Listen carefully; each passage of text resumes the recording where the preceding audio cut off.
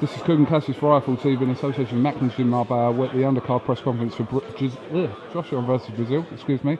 With me, I've got the St George Grove. How are you, George? Very well. Yeah? Yeah, good. Trying that a bit thick. Yeah. Trying. Yeah? It just left it. You know, it's how camp's been. You know. It's good. It's a good look. Definitely a good look. I watched the gloves are off only last night, actually.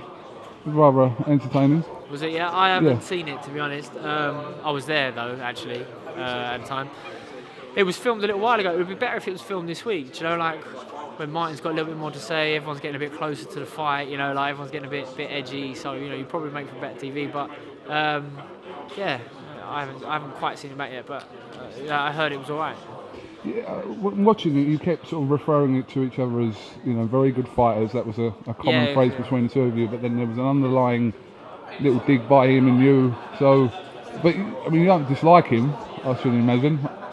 No. I mean, it's fight week, and some fighters, they decide they have to hate the guy in front of them to get the best out of themselves on fight week. And I wasn't sure if that was going to be Martin Murray style or not. Again, he says constantly that, or however George wants to play it, and I feel like that's how he's been probably throughout his whole career. He goes, how are you going to fight Felix Storm? Well, however Storm wants to play it. You know, if Storm wants to stand there and trade, we'll just stand there and trade. How are you going to fight Golovkin? Well, if Golovkin let his hands go, I'll let my hands go, you know? And it's the same this time around. If George wants to be nice, he'll be nice. If he don't, he don't. He'll just go with the flow.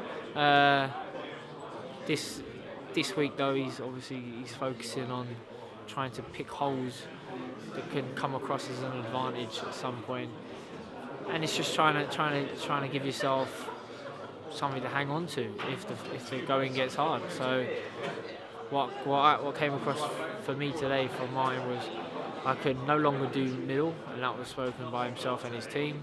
Super middle, that I struggle to meet the weight, which I don't. So he's hoping that'll have an effect on the fight. Stamina issues, as always, same as everyone else. He wants it more than me. We all want it. So I think he plans that if the fight starts getting tough, that these are things that he's going to have in the back of his mind. Don't worry, go on, keep going. He's going to get tired. You know, he's weight drained. He's this, he's that, blah blah blah. So it was a bit disappointing really, because it was a bit predictable almost. But if we're taking it aside for a moment, the high profileness of a fight, who's been in with the better calibre of opposition? Again, I don't really know or really care, because he boxed Sergio Martinez in his hometown in front of 40,000 people. I'm sure he got booed on his way in, and the rest of it, you know. I got booed against Froch in the first fight, cheered on the way out. Didn't really help me with the result, but you know, so be it. It's how highly people want to rate Froch. Didn't rate him that high at the time when I was supposed to fight him, and he's been retired since, so changed my mind that much. He says, he beat James DeGale, but James DeGale wasn't any good when I beat him. He's been in world title fights. He's been in with Golovkin, but I don't think it really matters, to be honest, KUGAN, because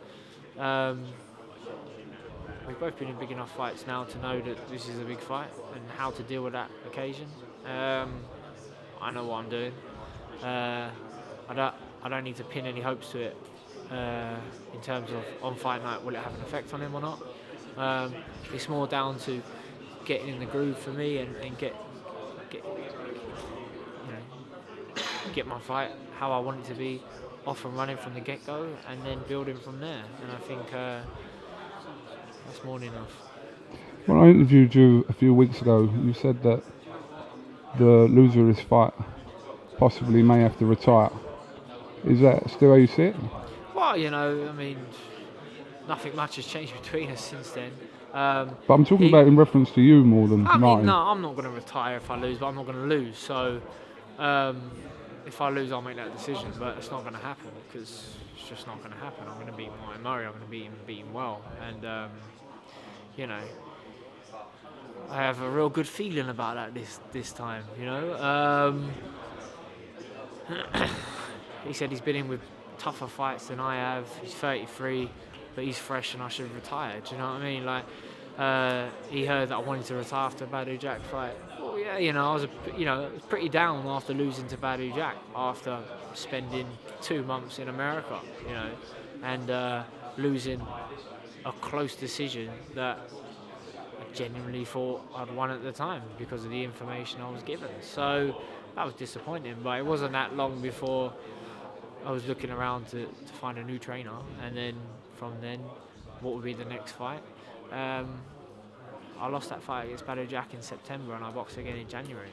So my retirement wasn't that long.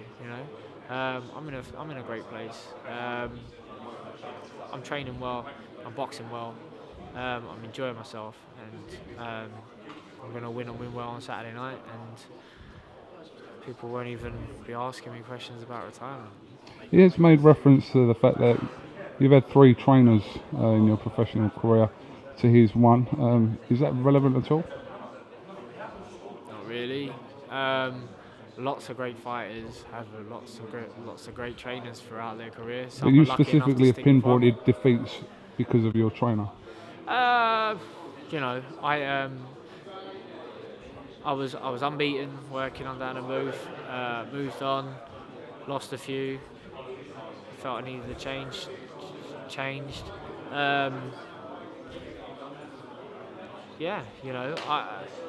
They tried to bring up, is it loyalty, is it not? Loyalties was the problem. You end up staying in a bad situation for too long because you want to be loyal, because you want to just prove to people who doubt in you, say no. You want to prove to yourself that, actually I can do it all by myself, but you can't. You need a good team around you. You need a good trainer. You need every advantage that is accessible to you. And Shane's doing well at the moment. I feel like I'm performing in the gym. I feel like we're a good partnership. So, as long as things carry on the way they are, I feel we got a lot more success to come between us. And I'm looking forward to that. So, he stayed with Oliver Harrison. I don't know his full story, if he's been with him his whole career through the losses and that. But there's a lot of contributing factors that come into play. Maybe Oliver Harrison's convenient to his home life. He said that he had a camp away from home and he didn't like it. Now he wants to spend more time with his family. That's fair enough. If that's what's going to get the best out of you as a fighter, means you need to be closer to your family. Well, then that probably restricts the trainers you can use and the environments you can train in. Fortunately for me, I'm London-based. Shane's London-based. Carl Frampton, a lot of his other fighters travel into London to train with him. I'm fortunate enough that I can go home at the weekend. I'm home all through the week as well, and still train in a fantastic environment with expert people. Finally, give me a prediction for Saturday night. I'm going to win. How? Like a round and a way of victory. I'm going to win. I don't know what round. I don't know what way, but I'm going to win. I'm going to win and win well. I'm going to look good. It's going to be a good fight. It's going to be a great fight. Big shots are going to be thrown. Big shots are going to land. I'm going to force him to punch, and I'm going to take advantage of the openings. And I think I'm going to hit him concussively enough times that I'm going to buzz him, I'm going to hurt him, I'm going to knock him out. George Groves, thank you very much for talking to IFL TV. Thanks for talking to me, I really appreciate it. It's good because you must have had to speak to so many people today, and I could have easily been like, you can't bother or whatever. We spoke already. We've been regularly interviewing you since the last 5 years, so nothing's going to change there. No, right, excellent. George, thanks a lot, and we'll well done. Excellent. catch up with you this week. Good luck.